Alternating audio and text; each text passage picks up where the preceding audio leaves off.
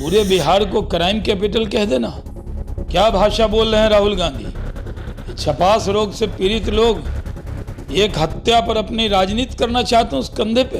अपराध और अपराधियों से कभी नीतीश कुमार जी ने समझौता नहीं किया। ये सही है कि कोई रंजिश में, दुश्मनी में और अपराधी को हायर करके गोली चला दे और किसी की हत्या हो जाए, ये दुखद है। राहुल गांधी को ये बयान वापस लेना चाहिए।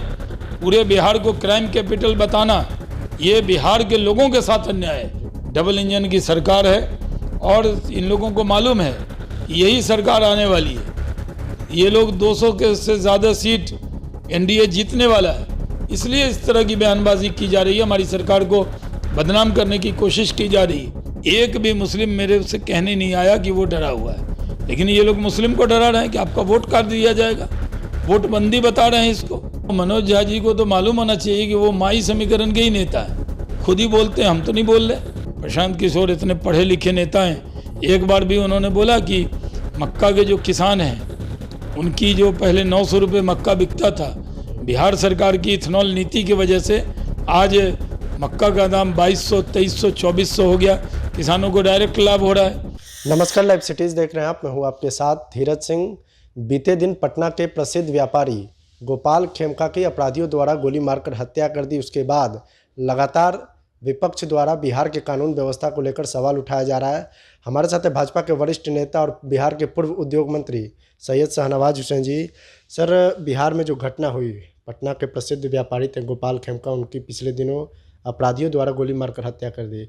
अब नेता प्रतिपक्ष तेजस्वी यादव हो या फिर लोकसभा में नेता प्रतिपक्ष राहुल गांधी हो, लगातार बिहार के कानून व्यवस्था पर सवाल उठा रहे हैं। राहुल गांधी तक यहाँ तो कह रहे हैं कि Bihar crime capital of India बन गया है। देखिए, गोपाल खेमका जी की हत्या हुई, बहुत दुखद है। मैं उनको व्यक्तिगत तौर पे जानता था, हमें बहुत दुख हुआ है जी। लेकिन पूरे बिहार को क्राइम कैपिटल कह देना, क्या भाषा बोल रहे हैं राहुल गांधी। ये छपास रोग से पीड़ित लोग एक हत्या पर अपनी राजनीति करना चाहते हैं उस कंधे पे। पूरे बिहार में आज कानून का राज है। नीतीश कुमार जी सुशासन के प्रतीक हैं।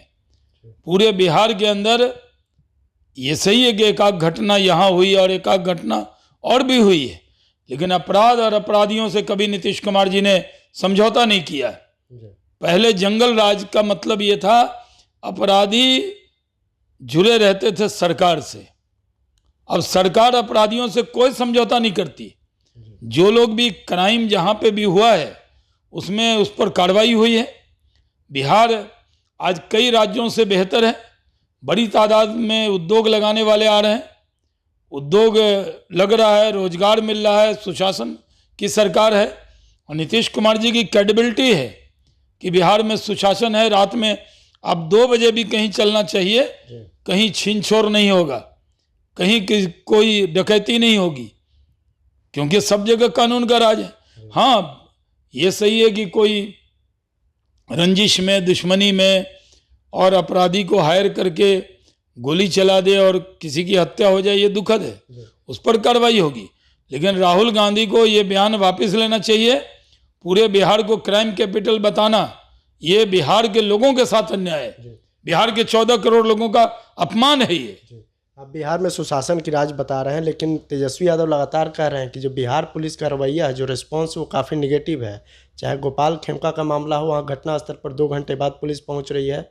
इससे पहले सिवान में भी जो घटना हुई उसमें भी काफ़ी देर बाद पहुँची थी। कैसा ये प्रशासन और पुलिस का वहाँ रिस्पॉन्स मिल रहा है? नहीं, जहाँ पर भी देखिए कोई अधिकारी अगर उसमें गड़बड़ी करेगा उस पर भी कार्रवाई होगी। लेकिन 14 करोड़ बिहारियों का बिहार है, बहुत बड़ा राज्य है। पूरे राज्य को बदनाम मत करो। सरकार की मंशा कहीं से भी अपराधियों को बख्शने की नहीं है, बचाने की नहीं है। जंगल राज का मतलब क्या होता था कि अपराधी और गुंडे सरकार से तालमेल में रहते थे। पंचायत होती थी, सरकार के लोग पंचायत करते थे अपहरण का, ये था जंगल राज। आज तो नीतीश कुमार जी का निर्देश है कि कहीं भी अपराध होता है, अपराधी को एकदम सख्ती से कार्रवाई होनी चाहिए। बिहार में तरक्की के रास्ते पर बिहार चल रहा है। नीतीश कुमार जी, सम्राट चौधरी जी, विजय जी, सब लोग मिलकर अच्छे से राज्य को आगे बढ़ा रहे हैं। प्रधानमंत्री का पूरा आशीर्वाद है। डबल इंजन की सरकार है और इन लोगों को मालूम है कि यही सरकार आने वाली है। ये लोग 200 के से ज़्यादा सीट एनडीए जीतने वाला है, इसलिए इस तरह की बयानबाजी की जा रही है, हमारी सरकार को बदनाम करने की कोशिश की जा रही है। और इलेक्ट्रल जो रिवीजन हो रहा है उस पर भी भ्रम पैदा किया जा रहा है। आप बिहार में उद्योग मंत्री रहे हुए हैं, 2 दिन पहले गोपाल खेमका की हत्या हो जाती है, अब तक कोई पुलिस द्वारा सुराग नहीं निकल रहा है। एक तरीके से कहा जाए तो बिहार में के जो व्यापारी उनमें डर का माहौल है, कैसे वहाँ उद्योग जाएगा बिहार में? नहीं, व्यापारी भाइयों को कोई डरने की ज़रूरत नहीं है, उद्योगपतियों को डरने की ज़रूरत नहीं है। ये घटना जो हुई ये दुखद है, लेकिन सबकी सुरक्षा की जाएगी और जो अपराधी कहीं भी होगा, जो अपराध किया है उसको बख्शा नहीं जाएगा। उम्मीद है कि जो आप लोग आश्वासन दे रहे हैं या फिर जो लगातार आप लोग कहते हैं कि बिहार में सुशासन की सरकार, उससे व्यापारी वर्ग में विश्वास और बढ़ेगा।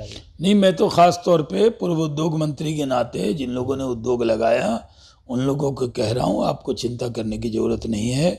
ये गोपाल खेमका की हत्या से आपको डरने की ज़रूरत नहीं है और बड़ी तादाद में उद्योग लगा है। आप जानते हैं कि बिहार में 17 इथेनॉल प्लांट, यानी ग्रेन बेस इथेनॉल में बिहार नंबर 1 है देश में, यानी जो ग्रेन से बनता है। आज कितनी खुशहाली आई, किसानों की आमदनी डबल हो गई, जो 1200 में मक्का था 2400 में बिक रहा है। और इसकी भी मक्का से जो लोग इथेनॉल बना रहे हैं उनको सब्सिडी भी मिल रही है, चावल से ज़्यादा मक्का से दी जा रही है। और ये भी ध्यान रखा जा रहा है कि ऐसा नहीं कि कोई उसमें गड़बड़ी करे, सब चिंता की जा रही है, पूरे उनको सरकार सब्सिडी दे रही है।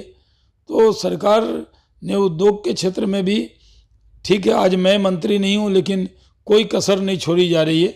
जो भी वर्तमान में उद्योग मंत्री हैं वो भी मेहनत कर रहे हैं और खुद नीतीश कुमार जी मॉनिटर कर रहे हैं। नीतीश कुमार को लेकर आप बार बार आश्वासन दे रहे हैं, विश्वास जता रहे हैं, लेकिन तेजस्वी यादव हो या विपक्ष के तमाम नेता वो तो कहते हैं कि अचेत अवस्था में उनके संज्ञान में कोई मामला जा ही नहीं रहा है। अगर मामला संज्ञान में जाता तो अब तक वो अपने पद से इस्तीफा दे दिए रहते।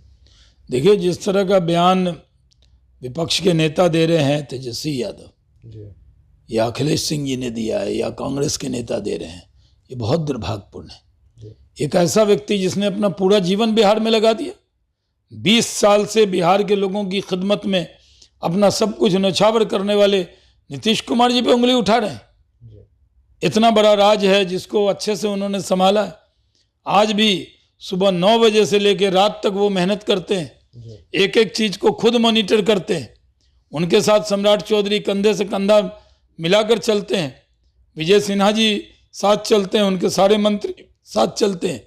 इतना अच्छा काम हो रहा है और नीतीश कुमार जी को के बारे में, उनके सेहत के बारे में इस तरह की भाषा बोलना, ये बहुत दुर्भाग्यपूर्ण है। ये लोग इलेक्ट्रोल पर यकीन नहीं है तो ये लोग, जो मनोज झा जी हैं, वो सुप्रीम कोर्ट चले जाते हैं। जी, सुप्रीम कोर्ट का दरवाजा खटखटाया है पुनरीक्षण के खिलाफ। अरे मनोज जी को जनता के दरवाजा खटखटाना चाहिए ना, जनता के बीच में तो ये है नहीं। जब ये लोग महाराष्ट्र में हार गए, हरियाणा में हार गए, दिल्ली में हार गए, तो दोष दे दिया चुनाव आयोग को। अगर वोट का वेरिफिकेशन हो रहा है तो इसमें किसी को घबराने की जरूरत नहीं। ये लोग दुष्प्रचार कर रहे हैं कि मुस्लिम का वोट काट दिया जाएगा, यादव का वोट काट दिया जाएगा। ये कैसा दुष्प्रचार है? मैं 3 बार सांसद रहा हूँ बिहार से, भारत सरकार में, और बिहार सरकार में मंत्री रहा हूँ। एक भी मुस्लिम मेरे से कहने नहीं आया कि वो डरा हुआ है, लेकिन ये लोग मुस्लिम को डरा रहे हैं कि आपका वोट काट दिया जाएगा, वोट बंदी बता रहे हैं इसको। अरे जब इलेक्शन आता है तो कई लोगों का देहांत हो जाता है, तो वोट का जब रिवीजन होता है तो वो नाम कट जाता है। कई लोग 2 जगह वोटर होते हैं एक जिले में, तो वो नाम अलग हो जाता है। या कई लोग बाहर जाके वहाँ वोटर होते हैं तो अपने राज्य में वो वोट नहीं कर सकते। एक वोटर को एक ही बार वोट डालने का अधिकार होता है, लेकिन ये लोग ऐसा भ्रम पैदा कर रहे हैं जैसे सारे वोट काट दिए जाएंगे। ये बहुत दुर्भाग्यपूर्ण है इस तरह की भाषा बोलना। लेकिन आरजेडी सांसद ने जो पिटीशन दायर किया उसमें यह कहा गया कि चुनाव आयोग की ओर से जिन 11 दस्तावेजों की मांग की जा रही है वो बिहार के आम नागरिक के पास बहुत मुश्किल से उपलब्ध हो पाता है, जैसे कि पासपोर्ट आदि जो दस्तावेज बहुत मुश्किल होता है दलित वंचित शोषित समाज के पास। कोई दलित वंचित शोषित समाज को वोट डालने से नहीं रोका जाएगा, वो हमारे ही वोटर हैं। वो इनके वोटर कहाँ हैं? ये जो मनोज झा जी को तो मालूम होना चाहिए कि वो माई समीकरण के ही नेता है, खुद ही बोलते हैं, हम तो नहीं बोल रहे। और वो माई समीकरण के लोगों को भ्रम पैदा कर रहे हैं। वो उनको कह रहे हैं कि आपका वोट काट दिया जाएगा। ऐसा कोई वोट कटने वाला नहीं है, चाहे जनसुराज के लोग हों या आरजेडी के नेता हों या कांग्रेस के नेता हों, ये सिर्फ भ्रम पैदा कर रहे हैं। आखिर में एक सवाल है कि ये जो पुनरीक्षण हो रहा है इस मुद्दे के खिलाफ 9 जुलाई को भारत बंद का आह्वान किया गया। तेजस्वी यादव सड़क पर होंगे, राहुल गांधी भी कहा जा रहा है कि पटना में चक्का जाम में शामिल होने जा रहे हैं वहाँ पर। अब ये लोग देखिए, चुनाव में इनके पास कोई मुद्दा नहीं है, नीतीश कुमार जी के खिलाफ कुछ बोल नहीं सकते। सरकार काम कर रही है, 10 लाख से ज़्यादा सरकारी नौकरी दे दी और 20 लाख से ज़्यादा प्राइवेट सेक्टर में नौकरी हुई है। बहुत काम तेज़ी से हो रहा है। ये जान रहे हैं कि किसानों की आमदनी दुगुनी हो गई है। कोई बोल रहा है, चाहे प्रशांत किशोर इतने पढ़े लिखे नेता हैं, एक बार भी उन्होंने बोला कि मक्का के जो किसान हैं उनकी जो पहले 900 रुपये मक्का बिकता था, बिहार सरकार की इथेनॉल नीति की वजह से आज नीतीश कुमार जी के और नरेंद्र मोदी के दूरदर्शिता के वजह से आज मक्का का दाम 2200, 2300, 2400 हो गया। किसानों को डायरेक्ट लाभ हो रहा है। तो ये लोग तो बोलेंगे नहीं, ये लोग सिर्फ भ्रम पैदा करेंगे, चक्का जाम करेंगे, कोर्ट के अंदर जाएंगे। जाइए ना जनता के बीच में। ये लोग पटना दिल्ली से बाहर निकलते हैं। भारतीय जनता पार्टी, चिराग पासवान जी की पार्टी, मांझी जी की पार्टी, जेडीयू, उपेंद्र कुशवाहा जी की पार्टी, एनडीए एकजुट होकर बिहार में चुनाव लड़ने जा रहा है। और खुद चिराग पासवान जी ने कहा कि 243 सीटों पे मेहनत करेंगे। तो हर पार्टी जो एनडीए की पार्टियां हैं वो हर सीट पे मेहनत कर रही है, इकट्ठे होकर लड़ने जा रहे हैं। 200 से ज़्यादा सीट जीतने का टारगेट है और इसको लेकर इन लोगों के पास कोई मुद्दा नहीं है। तो वोट बंदी ये मुद्दा करके बिहार बंदी का नाम ले रहे हैं, भारत बंदी का नाम ले रहे हैं। चलिए, तो बहुत बहुत धन्यवाद। ये भाजपा के वरिष्ठ नेता और पूर्व मंत्री सैयद शाहनवाज हुसैन जी। दिल्ली से लाइव सिटीज़ के लिए मैं धीरज सिंह।